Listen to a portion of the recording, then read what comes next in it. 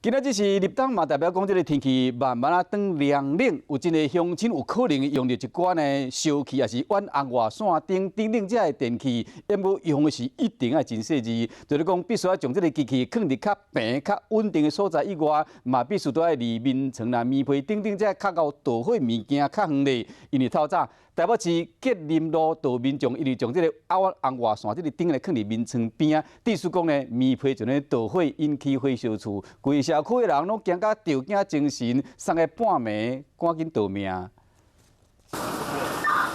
探照灯来回照无停，大路窗仔边拢安尼烧烫烫，过拢熏乌气。半暝2点外发生火警，规社区的民众拢惊醒。有味道，然后闻到有一阵砰砰砰的声音，然后就醒过来。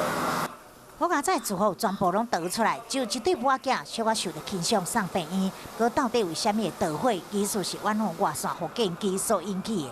就烧到床垫。床垫，什么东西烧到床垫？远红外线。远红外线。我在做复健，我的脚受伤。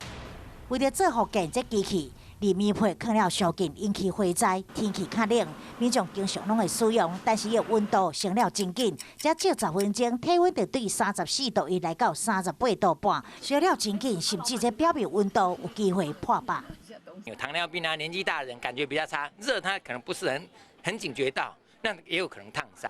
使用时间一概上好，伫20分钟内。类水用品，亲像是电暖灯，必须要甲棉被、枕头容易导火物件保持安全的距离，而且放伫这冰温的位置，才袂容易引发火灾。